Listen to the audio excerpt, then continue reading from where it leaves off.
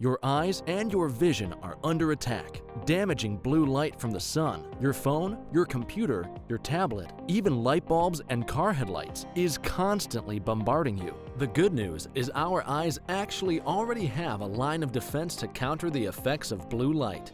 This defense is made up of 3 pigments called carotenoids. MacuHealth with Micromicelle, the only supplement with the exclusive patent on all 3 macular carotenoids and Micromicelle technology. Do your patients know what presbyopia is? There are people who are afraid of the press. Have you talked to your patients about multifocal contact lenses? I've heard the bifocal, but not multifocal. Exactly, not multifocal. Do you need help with your multifocal strategy? Learn more at the conclusion of this episode.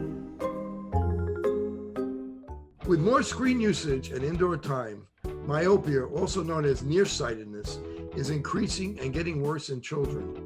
Now, certified eye doctors can prescribe MiSight One Day, the first and only FDA-approved soft contact lens to slow myopia progression in age-appropriate children. Visit CooperVision.com to find a Brilliant Futures certified eye doctor near you. Good morning, I'm Dr. Kerry Gelb, welcome to Wellness 1280 on Open Your Eyes Radio. Please listen as I discuss the newest information in the world of health, nutrition, and sports every Saturday morning, 6 a.m. Central Time on AM 1280 The Patriot. Also, please share your thoughts by emailing me at drkerrygelb@gmail.com. Wellness is taking over the Patriot Airways for the next hour. Sit back and enjoy my interview with the carnivore doctor, Dr. Lisa Wiedeman. Dr. Wiedeman was nice enough to come back and speak to us. We spoke to her last week, and there was a lot of other questions that I needed to ask her. So she's kind enough to spend another hour with us.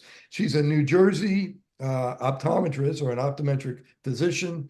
She's known as the carnivore doctor, and she had carb and sugar addictions, and she kicked it with the carnivore diet for the past 15 years. Now she dedicates herself to coaching.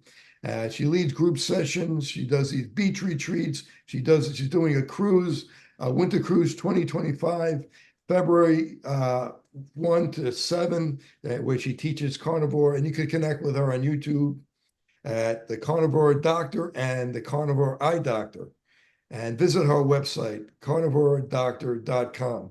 So, Lisa, at the end of last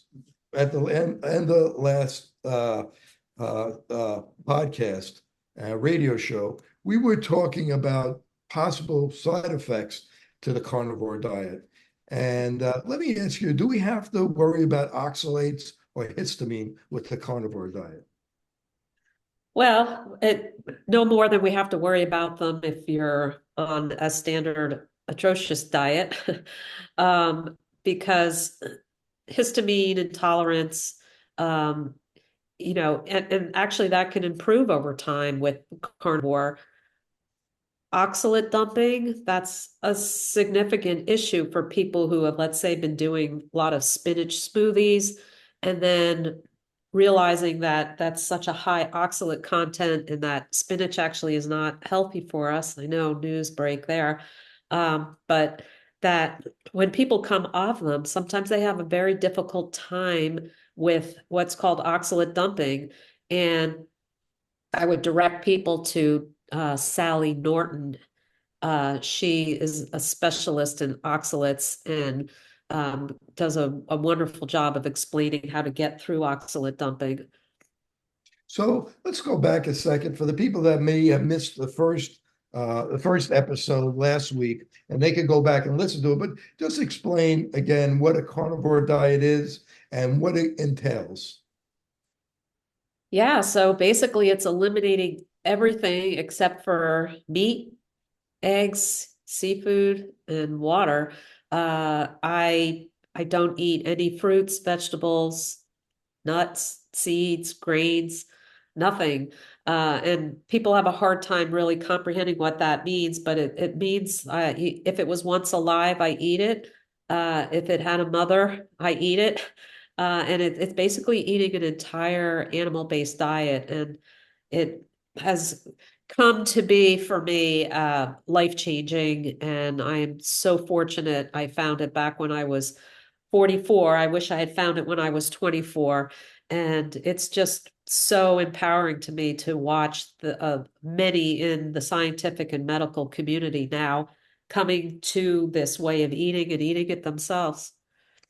And how about cheese? What about cheese on the diet? Yeah, that's a great topic because, yes, it came from a cow, a sheep, a goat to make the cheese.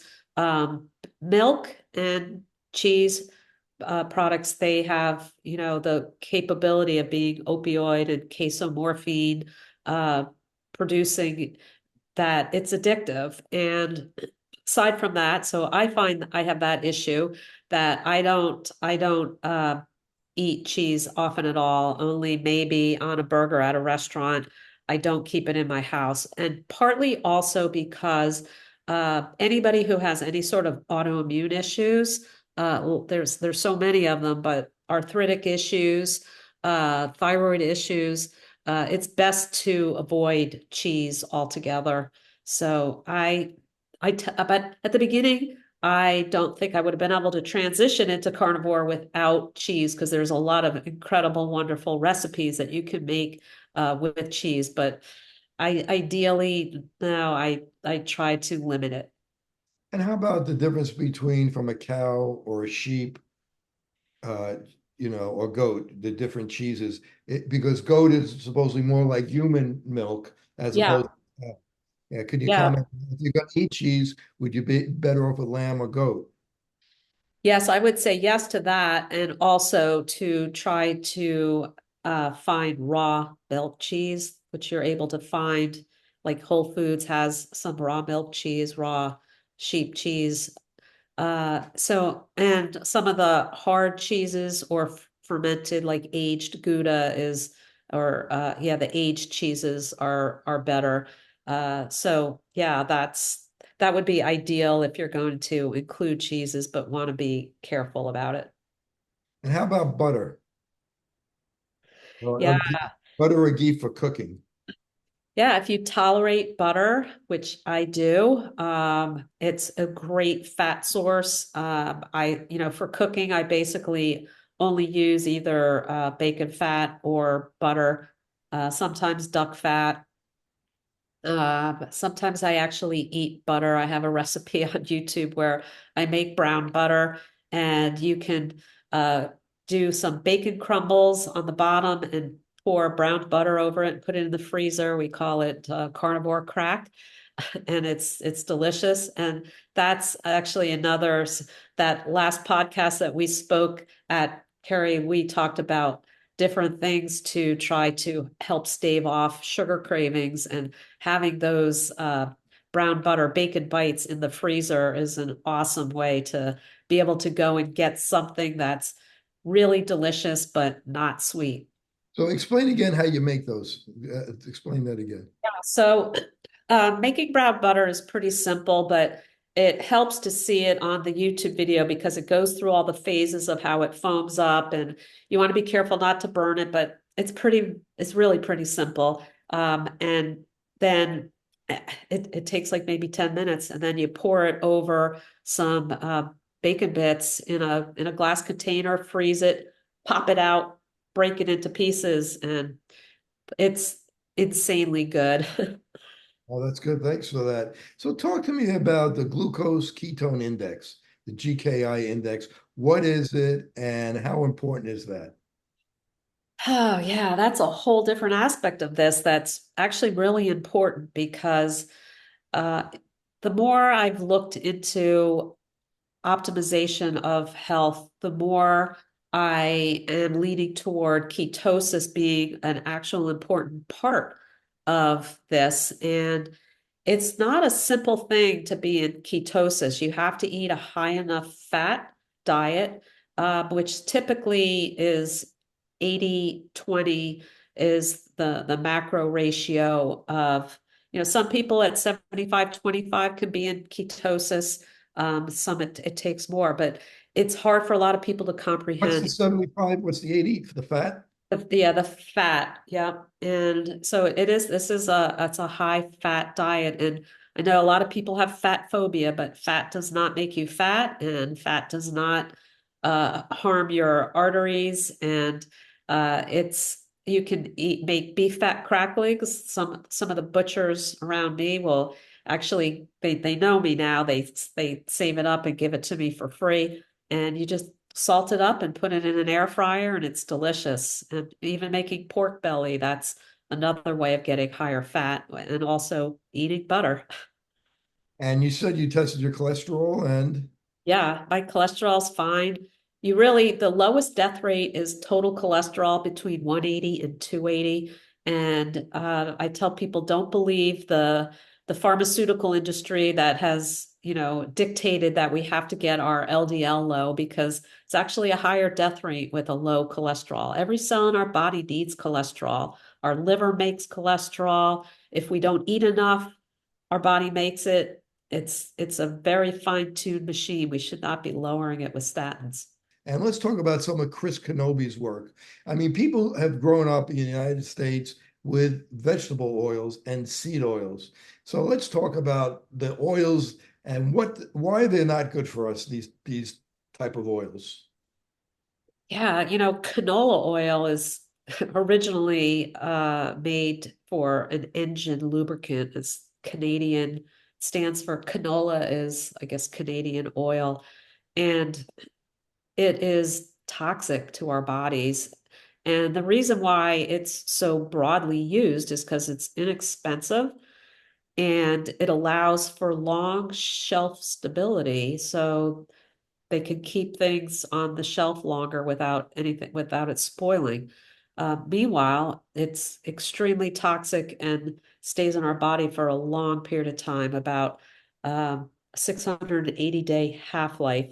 So we need to avoid it like the plague, and it's everywhere. It's in everything. And if you pick up a package and look, it's cottonseed and or palm oil, canola oil, soybean oil, everything. I say oil does not belong in our body. And people say, what about olive oil? That's good, right? It's like, well, they've done tests and 80% of them were found to be adulterated with garbage oil, seed oils. So I don't trust any oil.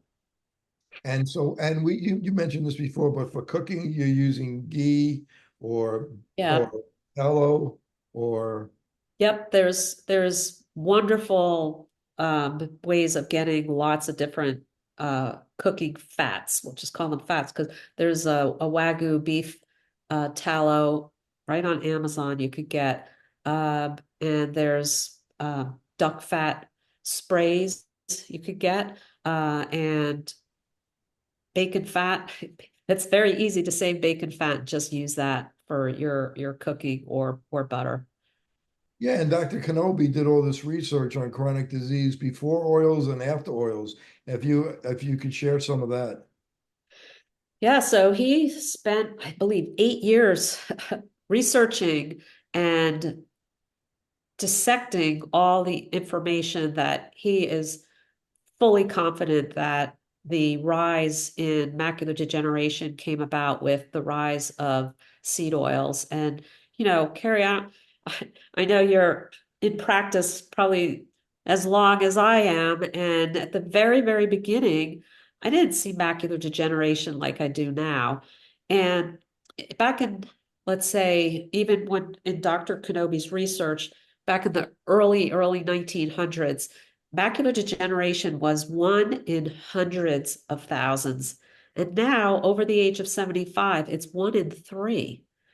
And over the age of 55, it's one in 11 people. And it's just very hard to comprehend that this hasn't come about, because it's certainly not just from age, because we can't call it age-related macular degeneration, because there was just as many old people in 1910 as there are now. So he was just very diligent about continuing to study this and figure out how and where and why this came about, and just trying to get the message out that, and to avoid seed oils like the plague.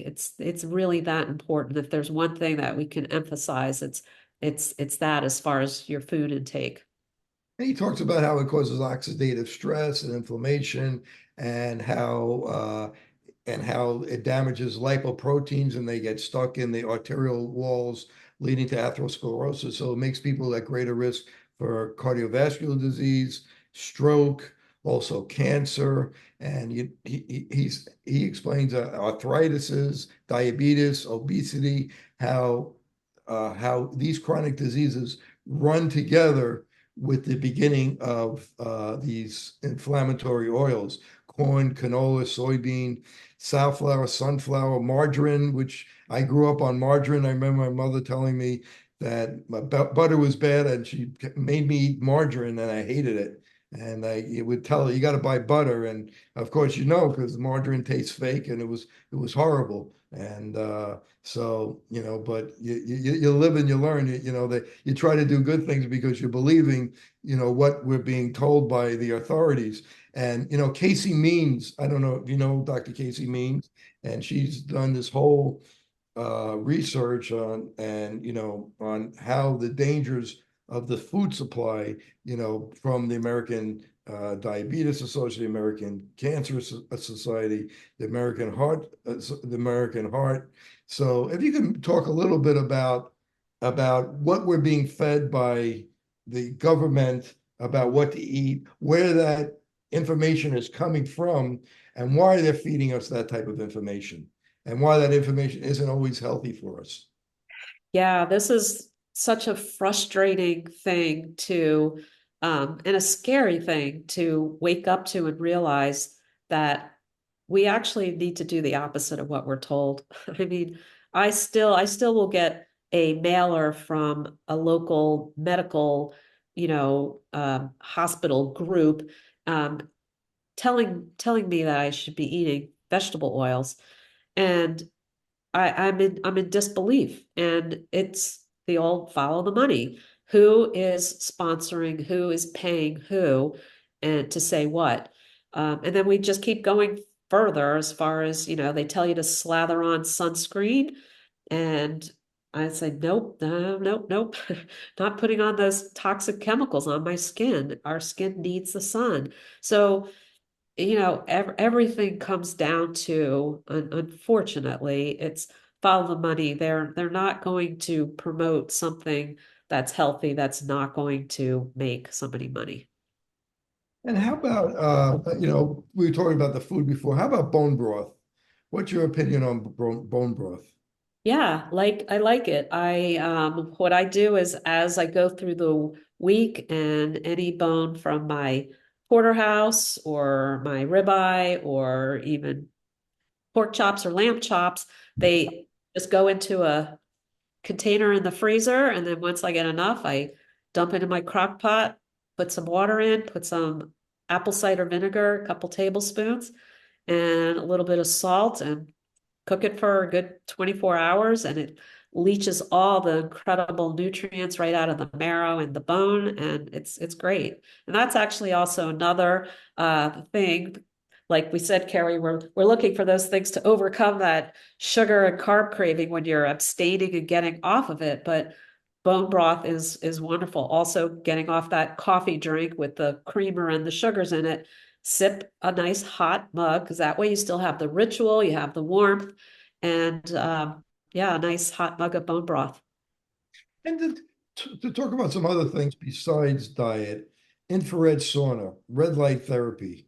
Do you have an infrared sauna in your house? And I used to have one when I lived in New Jersey. Now I'm in Florida right now.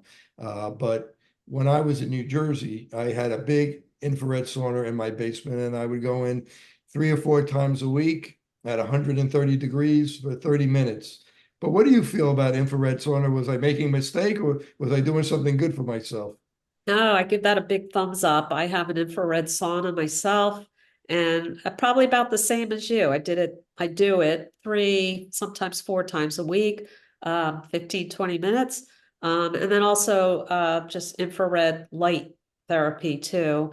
Yeah, I think it's very beneficial. It's interesting. We could go down the rabbit hole on all sorts of, let's just call them biohacking things, because I'll bring this up.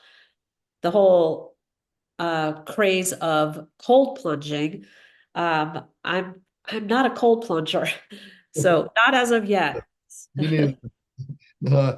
That's something I could go in the heat, but going into a cold plunge, I know it seems like it's something that could be healthy for you. Let's talk about safe sun, being out in the sun, the importance of, in my movie, we had Jack Cruz, and he's all about being in the sun and, and to be healthy, you got to be in the sun. And if you put a tarp over all the plants outside, they would all die. So tell us about why it's important to be in the sun. Yeah, I'm a huge proponent of the sun and getting out in the sun. And at a minimum, 20 to 30 minutes at sunrise within 1 to 2 hours after you awaken. Open the door, open the window, go outside. And then we could add earthing to that, where you walk in your bare feet on the grass or the dirt or the stones. That's also extremely beneficial. But so as far as the sun, though, that morning sun is really important. And then I say getting out at least an hour in the midday and try again getting sunset sun, because, we've become creatures that we wake up in a box called home. We get in our car box and we drive to our office box, and then we get back in the car box. We might go into the store box, and then we drive home in the car box to the home box. And that leaves such an unnatural environment for us as humans. We are meant to be outside.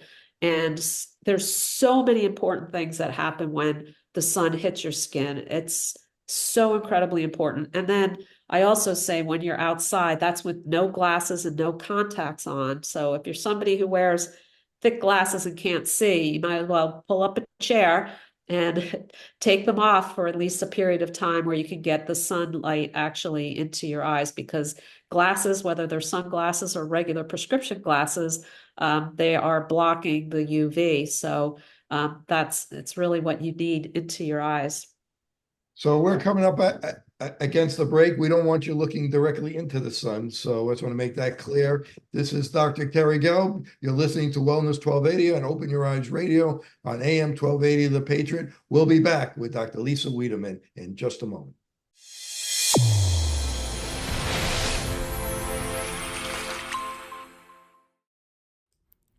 MacuHealth, your science-born and tested solutions for visual performance, macular degeneration, and dry eye syndrome. New products coming soon. Embrace the science. We're back with Dr. Lisa Wiedeman. Her YouTube and Instagram at Carnivore Doctor and at Carnivore Eye Doctor. Her website, carnivoredoctor.com. Her Carnivore Doctor community you could find on her website. And she has a cruise that she's doing in February 1st, it's February 7th. If this is interesting to you, go to her website. You can sign up for the cruise. I think she's got over 100 people already signed up. And, she's not going to force you to eat anything, but she's going to teach you about being carnivore if you want to. And remember to visit my website, wellness1280.com. All comments, drkerrygelb@gmail.com. Our Open Your Eyes podcast released every Monday morning on all podcast platforms. And of course, our documentary, Open Your Eyes, on Amazon Prime, Apple TV, and YouTube movies and shows. So we're back with Dr. Lisa. Dr. Lisa, tell us what the sun does for us that's beneficial. We know it's beneficial, but what does it do for us? And how long should we be out there we don't want to get burnt. So how long should we start? If someone who never goes out in the sun, should they start 10 minutes and then the next day 20 minutes or 10 minutes for a few days? What do you think? Yeah, we have to be smart about this because a lot of people haven't built up their solar callus. And I will say this, many, many, many people report who have switched to a carnivore diet and eliminated all those seed oils find that their skin amazingly doesn't burn like it used to. So there's that huge benefit because now we don't have these toxic seed oils embedded in our cells. And the other issue is, yeah, we're not going to just go out in midday sun for 3-4 hours. We do things like shade, clothing. It's just the point of really not slathering on that any of those toxic sunscreen chemicals. They've done studies where if you put sunscreen on, let's say on a Monday, 1 week later, they can still detect the chemical from that sunscreen in your blood. And we don't want to block the sun, but we want to do it smart. The sun, it will give us benefits of nitric oxide, and of course the hormone vitamin D, which is a hormone, is one of the main things that people understand comes from the sun. But again, if we're on the beach for hours or we're out on a boat, both of those instances, I will say, yes, sunglasses and appropriate sunblock, because there are beef tallow based zinc oxide sunscreens that are completely healthy. I always say, don't put anything on your skin that you wouldn't eat. So I will actually put some of that beef tallow sunscreen on my finger and show people, yeah, I can eat this. This is anything you put on your skin. Your skin is your largest organ. It absorbs into your bloodstream. So think long and hard before you put any Vaseline intensive care, any sort of product like that. You should be using beef tallow based products. There's a huge amount of companies now that put out some wonderful whipped beef tallow skincare products. Does it smell bad? You smell Oh, like it smells wonderful. And it doesn't have an odor. And some of them are unscented. And some of them they'll put a lavender essential oil in it. No, they're wonderful. So let's move to blue filtering lenses. We're both optometrists, and this is something that had a big craze a couple of years ago, and then there was a study done by one of the university optometric centers that said they really don't do anything, and there's a big lot of controversy in the community. I'll go to a continuing education, and they'll talk about these blue filtering lenses, and they're half the audience that says it's bullshit or it's no good. The other half is pro, and they wear it themselves, and they feel a benefit, especially with sleep, because of that you're not blocking the melatonin when you're looking at digital devices. So where do you stand on this, Lisa? Somebody who's looked at this and really studied it for quite a while. Yeah, I am such a strong believer in the necessity of blocking artificial light.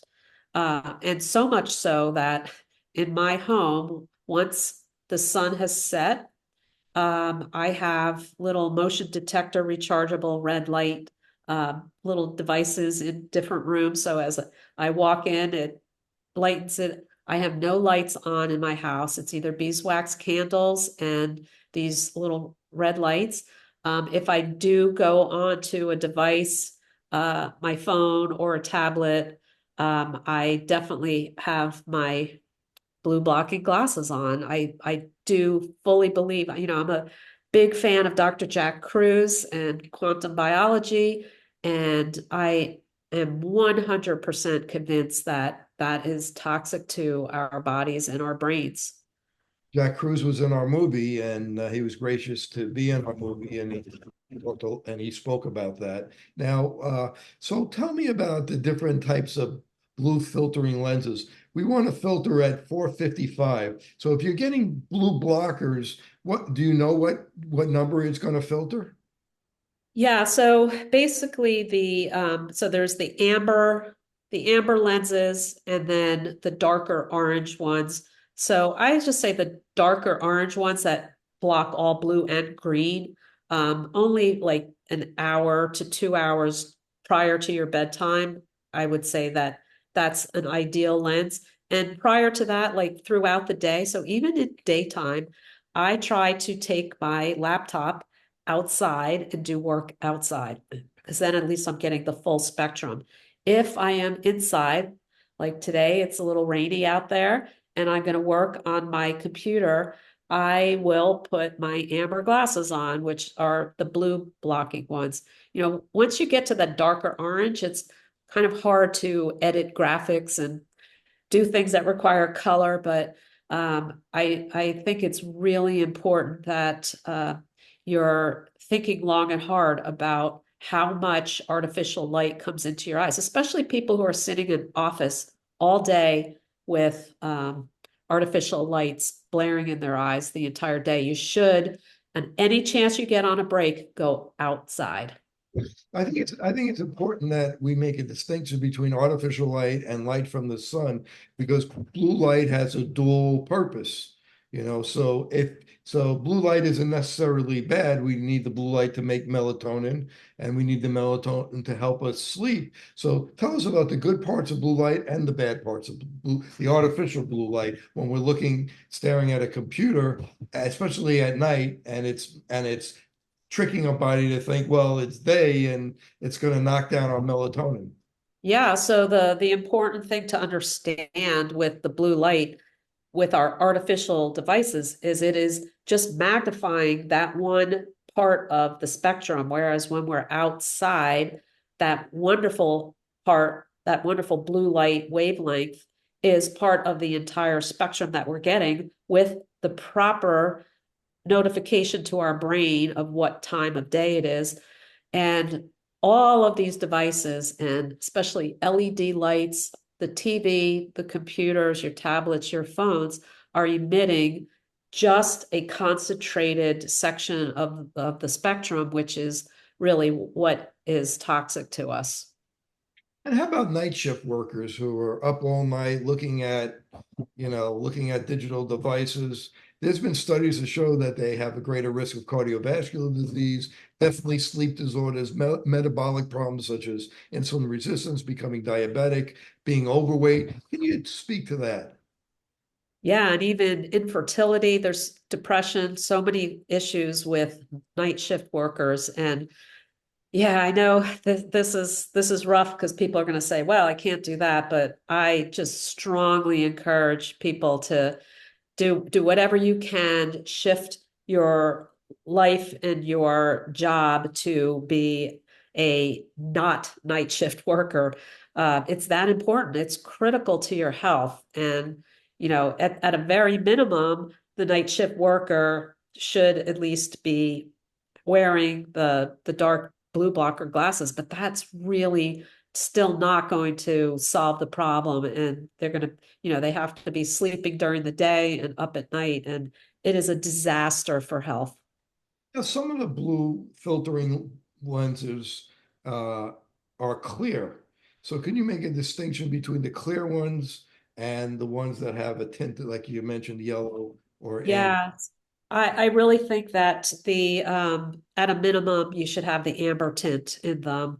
That's one of the things of all the research that I've been doing, and for my own personal life, I wear the amber tint through the day, not the clear ones. I don't believe it blocks enough of the blue light spectrum when you're doing the clear.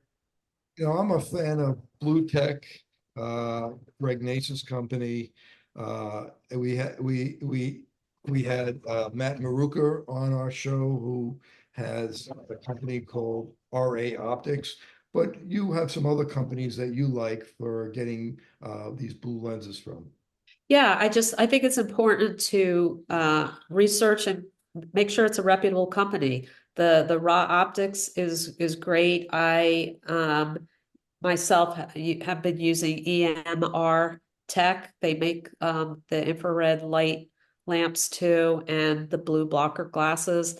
And yeah, there's quite a few really good companies. I just hesitate to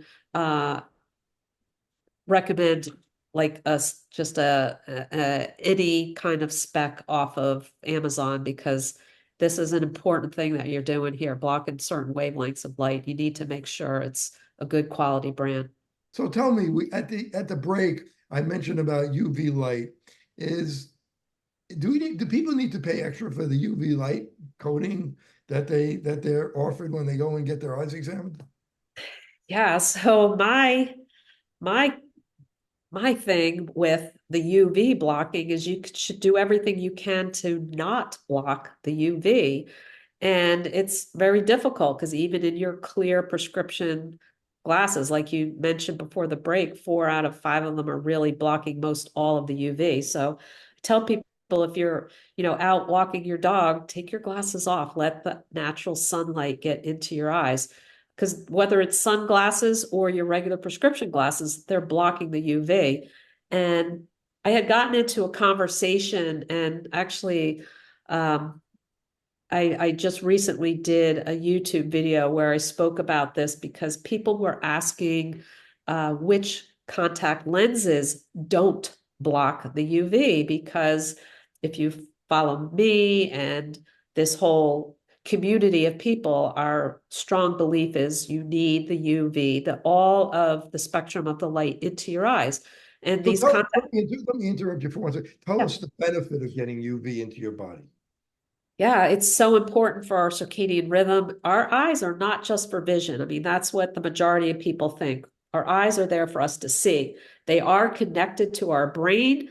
They have receptors we have lots of different receptors in our eyes that are not actually for vision. So there's melanopsin, and it's actually triggered by the UV and signaling to our brain different aspects of what time of day it is and what things we should and should not be producing at that time. So that's why I say don't wear those sunglasses all the time. And unfortunately, for most people who wear contacts all day, most of the companies jumped on board with their marketing team. Yay, ours have UV blockers in them.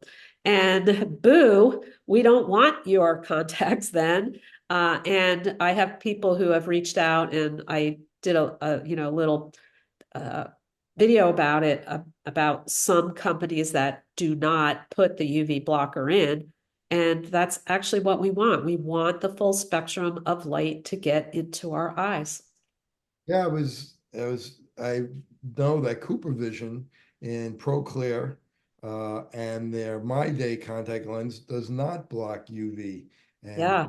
hopefully they might have done that on purpose so for people because of the benefit of getting UV. And you can always put on sunglasses if you want, but there is a benefit to getting natural light on your whole body and not looking at the sun, but getting natural light. I want to turn now to a study that was recently released in 2024 in Journal of Current Ophthalmology, and how nutrition is paramount for importance of the visual system, and that poor nutrition and have proper nutrition reduces degenerative eye disease.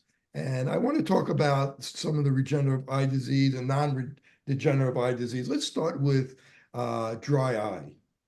Being an eye doctor, I want to tell you a story quick. I had people know I'm on the radio. They know I do this podcast. I get a lot of calls from people's friends. Can they speak to you? So I had somebody call me the other day, and their eyes are very dry. And and I asked them what they eat, and they're a vegetarian pretty much. They only eat once a day. They drink some water, but not a lot of water. But basically, they eat mostly vegetables. But the tear film is very complicated. And I wasn't surprised that she would have dry eye based on her diet being more of a vegetarian. It's very hard to be a real vegetarian without eating junk food. I mean, there's really nothing, it's hard to eat. There's nothing to eat. In fact, I still practice optometry, even though I live mostly in Florida. I go up once a month and I see patients in New Jersey, in Woodbridge, New Jersey. I'll see patients for a week. And we have a big Indian population, and they're vegans. And some of them are vegans because of religious reasons, or vegetarians because of religious reasons. And the ones that are vegetarians are very unhealthy. They have the metabolic syndrome. They have a lot of cardiovascular disease. A good friend of mine who's a cardiologist, Jeffrey Gold, in Union, New Jersey, talks about how they have terrible cardiovascular disease, the vegetarian Indian people. So anyway, going back to dry eye and the patient that I had, the tear film was so complicated. Explain how somebody like that could have dry eyes.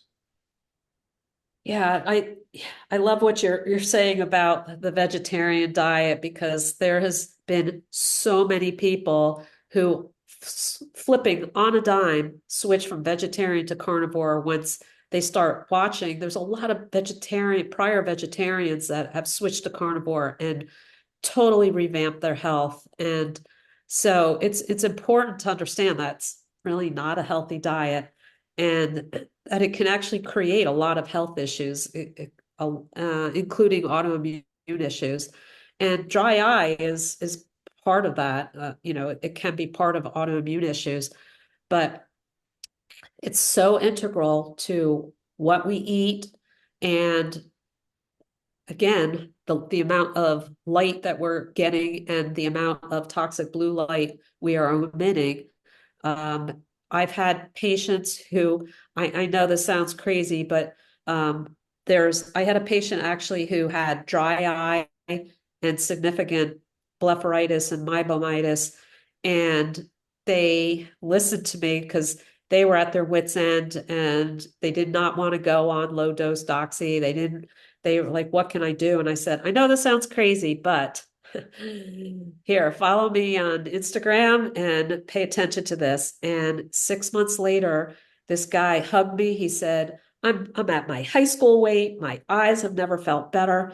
And since then, I've had quite a few people, because I have quite a following on Instagram and YouTube, but so people report to me saying, I went to carnivore because of diabetes, but oh my gosh, I had severe dry eye and it's gone and I've never felt better. So just to understand that getting enough fat, a high fat diet, and eating animal foods is really important to the health of our meibomian glands and our lacrimal glands and our whole tear structure. Yeah, I mean, inflammation is the cause of dry eye, and people that are that are eating a lot of processed foods, they're going to become very inflamed. So they're going to be at much higher risk of getting having dry eye, and having a proper nutrition, a proper human diet, as you call it. People do much, much better. Let's talk about cataracts. Okay, cataracts and some of the studies with that and carnivore. Yeah, I say it's so interesting because so many people will come on my live Q&As and say, will carnivore cure this? Will carnivore cure that? I've got this, and can I expect whatever? And here's the thing. Our bodies are here to evolve. Our bodies want to continually go toward health. And the important thing to understand is carnivore is going to help every organ system. It doesn't just cure your diabetes and then ignore your eyes. So the wonderful thing is there's a healing process, and whether it's cataracts, I have had patients report that they've gone back to their doctor and they actually had improvement in their vision. So I'm not sure end stage cataracts could be turned around, but for sure, the majority of any eye disease will be improved. As we're coming up to the end of the show, I just want to bring up this one study that was done with 19,000 people, and people who consumed ultra-processed foods versus people with less ultra-processed foods. The ones that had more ultra-processed food had a greater risk of developing glaucoma. So we're going to wrap it up. I'm speaking with Dr. Lisa Wiedeman. Dr. Wiedeman, if people want to find out in the last minute or so about you, how can they do that? Yeah, jump over to my website, carnivore-doctor.com, or my YouTube channel, Carnivore Doctor. I am really pretty good at answering all my messages, and I'd love to get in touch with you. I have a membership group, and I meet with multiple times a week, and come join my carb sober cruise. So when's the dates for the cruise? February 1st to 7th, and it's all about just staying on track and not falling in the carb ditch while we're on vacation. Well, this is Dr. Kerry Gelb. I want to say a big, big thank you to my colleague, Dr. Lisa Wiedeman, for joining me today. You're listening to Wellness 1280 on Open Your Eyes Radio on AM 1280 The Patriot. We'll see you next week with more health tips. Bye.